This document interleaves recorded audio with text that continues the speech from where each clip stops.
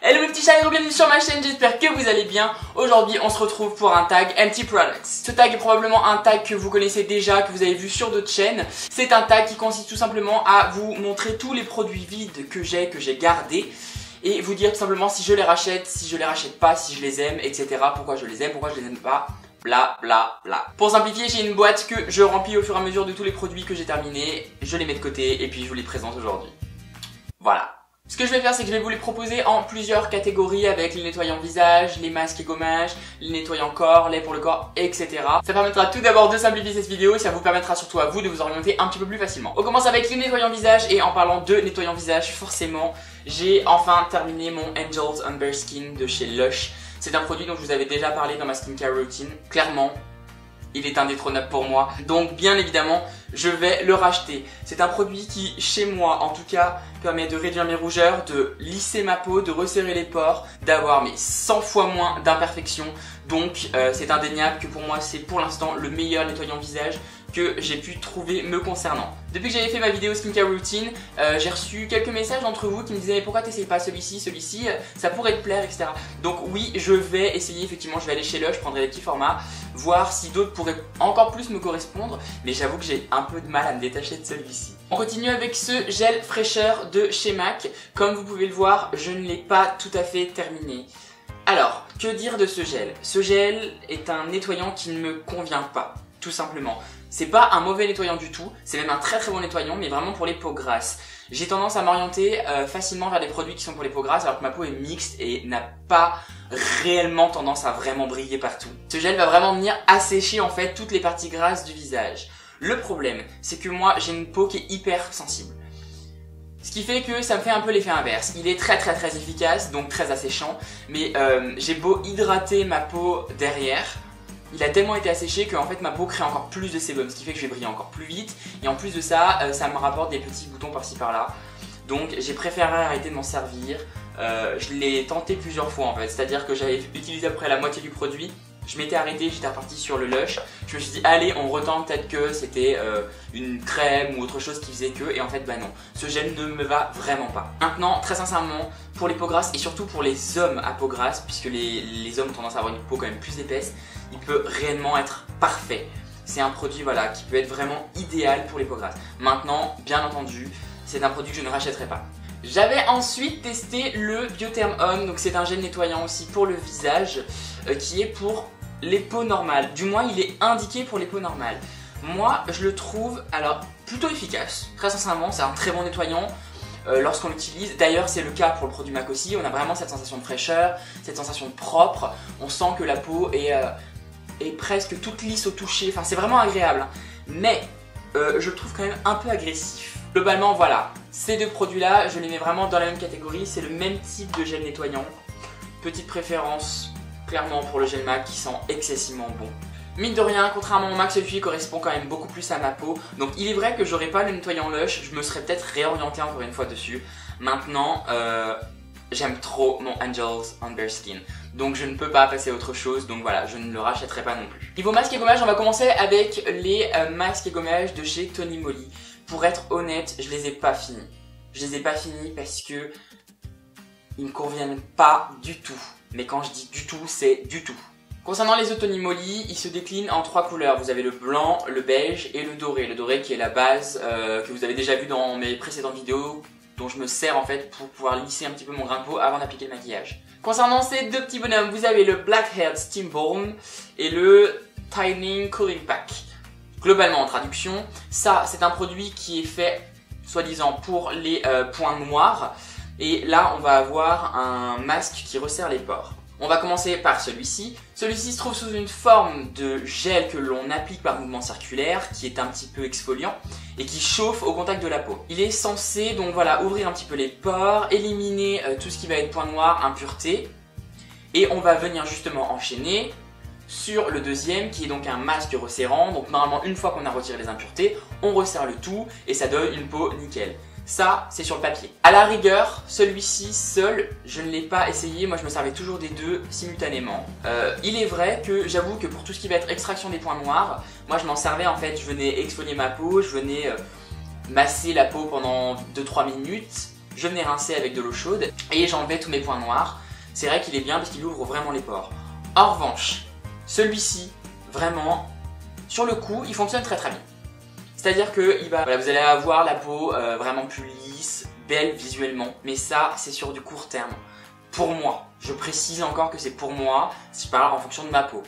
Mais moi, plus je l'utilisais en fait, plus ma peau devenait laide. C'est-à-dire que ça faisait réapparaître des rougeurs, mes imperfections revenaient de plus en plus, j'avais vraiment des boutons qui apparaissaient sur tout le visage, c'était infernal. Et quand je parle de boutons, c'est pas les petites imperfections qu'on a par-ci par-là, c'était vraiment des gros boutons que j'avais, et je me suis rendu compte que lorsque je l'ai arrêté, ça a disparu progressivement.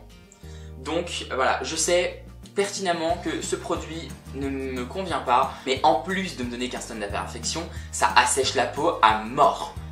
À mort. Et moi ayant une peau mixte, qui est pas forcément hyper grasse comme je vous le disais juste avant, c'est pas du tout le produit qu'il me fallait. Donc c'est définitivement un non pour moi, je ne les rachèterai jamais.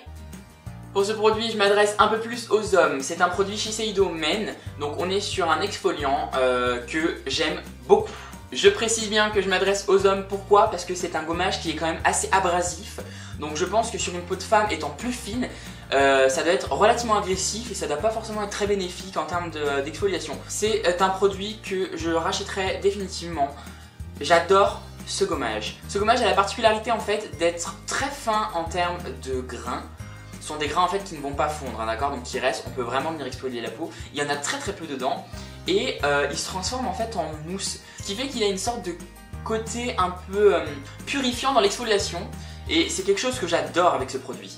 Il sent très bon, moi en tout cas j'adore l'odeur, elle est très fraîche et très sincèrement je vois vraiment la différence sur ma peau. Je viens clore la partie gommage et masque avec ce petit masque de chez Lush, c'est le Cupcake. Alors, que dire? Je déteste l'odeur. Et quand je bloque au niveau d'une odeur, c'est très compliqué de me faire aimer un produit. Donc voilà, c'est la première chose. Après, restons objectifs.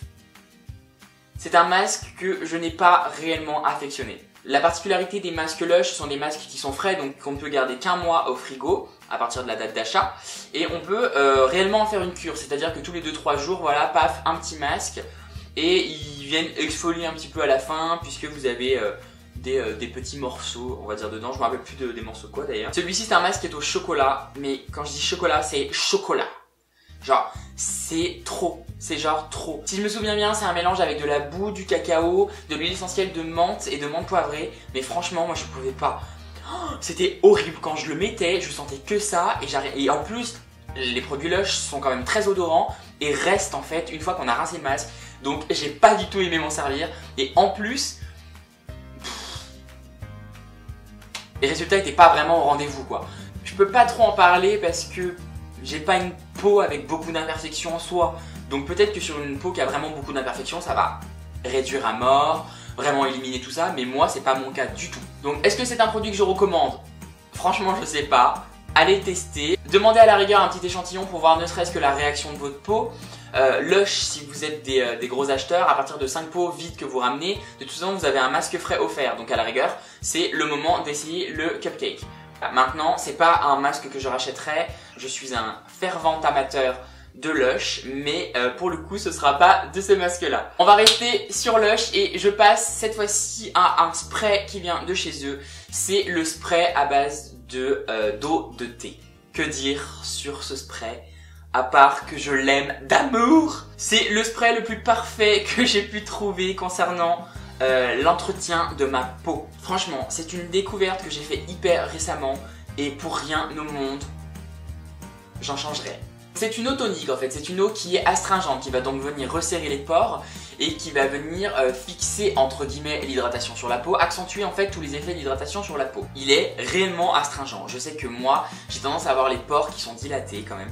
Depuis que je m'en sers, très sincèrement, je vois vraiment la différence au niveau de ma peau. Un gros plus de ce spray, si en plus vous vivez dans des grandes villes comme Lyon, Paris, etc. où l'eau est très calcaire, moi je viens en mettre 2-3 sprays sur mon visage et 2-3 sur un coton et je viens vraiment en fait l'appliquer sur l'intégralité de mon visage et ça vient retirer tout le calcaire de l'eau. Ce qui fait qu'on va éviter tous les effets néfastes du calcaire. C'est vraiment pas négligeable. Donc que dire à part merci Lush d'avoir créé ce produit. Bien évidemment je vais le racheter. Je crois que je vais le racheter pendant très longtemps parce que je suis pas prêt de trouver un spray aussi bien. J'en ai testé d'autres et très sincèrement celui-ci est au-dessus de tous les autres. Mais indéniablement. On va terminer cette vidéo sur tout ce qui est hydratant, corps, visage, contour des yeux, etc. J'ai terminé ma crème moisture de chez MAC. Je vous l'avais présenté dans pas mal de mes vidéos, je m'en servais avant d'appliquer mon make-up. Ça n'est pas une crème qui me convient puisque elle est très hydratante, donc elle a tendance à un peu trop hydrater ma peau et donc à la rendre grasse. Mais je trouve sincèrement qu'avant une application de maquillage, elle est vraiment parfaite. Et autant vous dire que pour une peau sèche, par contre, c'est la crème vers laquelle il faut vous tourner lorsque vous allez chez MAC. Si vous avez une peau sèche, elle est absolument parfaite. Si vous avez une peau mixte, peau grasse, ça n'est pas la peine d'y penser, mais si vous avez une peau mixte, vous pouvez vraiment vous orienter sur ce produit-là si vous voulez du glow lorsque vous venez appliquer votre maquillage derrière. Maintenant, si vous voulez une crème hydratante pour matin, soir et que vous ne vous maquillez pas, etc., que vous ne mettez pas de produits supplémentaires, si vous avez une peau mixte ou grasse, orientez-vous plutôt sur, pour le coup, la Charge Water de chez MAC, qui est un gel à base d'eau qui va venir en fait repulper la peau, apporter l'eau dont elle a besoin, mais sans ajouter de gras, donc elle est parfaite. C'est un produit que je rachèterai puisque j'adore m'en servir pour mes make-up. On continue avec ces deux produits Shiseido Men, donc là encore une fois une gamme homme, ça change un petit peu des produits mixtes que j'utilise très régulièrement. Alors, on a le Hydro Master Gel et le Active Energizing Concentrate. Globalement, là on est sur une sorte de sérum, là on est sur une crème hydratante. Donc voilà, le sérum va venir amplifier tous les bienfaits de la crème hydratante, venir accentuer tout ça, tout en hydratant en plus. Mais attention, ça n'est pas un sérum, vous pouvez vous en servir seul. C'est la grosse particularité, lorsque vous mettez un sérum et que vous mettez pas de crème derrière, ça n'a pas d'effet, vous n'aurez aucun bienfait. Là en revanche, vous pouvez vraiment vous en servir seul. Il est vraiment top. Lorsque vous venez de vous raser, c'est vraiment l'hydratant que je vous recommande. Il va venir assouplir la peau, vraiment l'hydrater comme il faut, c'est-à-dire qu'au niveau irritation, ça va permettre de calmer et d'apaiser. Donc il est formidable. C'est un produit que je rachèterai les yeux fermés et que je vais racheter de toute façon. Concernant l'Hydro Master Gel, c'est un produit que je ne rachèterai pas, non pas parce qu'il ne me va pas, mais tout simplement parce que j'ai ma crème Michael Todd et que c'est la meilleure crème que j'ai trouvée pour ma peau pour le moment. Mais c'est un produit qui est absolument extraordinaire. Il va vraiment hydrater la peau, il n'est pas gras, c'est-à-dire que voilà, on est vraiment sur un gel, une texture gel. Vous venez l'appliquer, ça sèche, il n'y a plus rien. Aucun filtre sur la peau, rien de luisant, il est parfait. Donc si vous voulez vraiment avoir votre peau hydratée mais qui reste mate et sans filtre sur le visage, c'est le produit que je vous recommande. Pour rester dans les produits de ma routine soin du visage que je vous avais présenté avant, j'ai terminé mon contour des yeux Skin Solicals et mon sérum Dior. Alors, concernant le contour des yeux Skin Solicals, je ne le rachèterai pas. C'est un produit qui est parfait pour peut-être les peaux plus matures que la mienne. En revanche, c'est vrai que j'avais pris exprès un produit âge pour avoir une hydratation un peu plus intense au niveau de mon contour de l'œil. C'est vrai que ça n'était pas tiraillé, mais j'avais finalement beaucoup moins la sensation d'avoir le contour de l'œil repulpé qu'avec mon contour des yeux Mineralize de chez MAC. Donc je resterai sur mon contour des yeux Mineralize. Je l'ai testé pendant une grosse période, c'est vrai qu'il est quand même très bien, mais je ne le rachèterai pas parce que celui de MAC me convient mieux et va effectivement encore plus hydrater le contour de l'œil et c'est vraiment ce que j'attendais d'un produit. En revanche, mon sérum défatigant Dior Homme, sans hésiter, je le rachèterai. Ce produit, c'est de la bombe. C'est vraiment le produit qui est décongestionnant, c'est-à-dire que vous venez l'appliquer, très sincèrement, on voit la différence. C'est un produit que j'adore, que je recommande, mais à 100%. Je le rachète les yeux fermés. Donc c'est un gros oui pour celui-ci. J'y retourne encore et pour l'instant, je pense qu'il va être très difficile à détrôner. Avant de clore cette vidéo, petite mention honorable pour les crèmes de douche Sephora. Je voulais trop vous en parler. Il faut savoir que je suis un addict de ces produits nettoyants pour le corps. Ils sentent tellement bon. Depuis que je les ai achetés, je peux pas me servir d'autre chose. Je peux pas me servir d'autres produits nettoyants pour le corps que cela. Donc voilà, allez-y, go. Si vous aimez les produits qui sentent super bons et qui coûtent vraiment pas cher, crème de douche Sephora. Cette vidéo est maintenant terminée, j'espère qu'elle vous aura plu. N'hésitez pas à me dire en commentaire juste en dessous vous les produits que vous avez testés, que vous avez terminés, si vous allez les racheter ou pas. Si vous avez déjà peut-être testé les produits que j'ai cités là et votre avis concernant par exemple les œufs Tony Moly, puisque moi ça n'allait pas, peut-être que vous ça vous allait. Voilà, dites-le moi, partagez-le avec nous, moi ça me fait toujours plaisir de lire vos commentaires et de connaître votre avis sur la question. On n'oublie pas de liker la vidéo, de la partager, surtout de vous abonner à la chaîne pour ne rien louper des prochaines sorties de vidéos. En attendant, je vous fais, comme d'habitude, tout plein de bisous et je vous dis à très bientôt. Et mes besoins ils doivent plus me supporter, le mec qui parle tout seul chez lui, genre... C'est un mélange avec du cacao, de la betterave...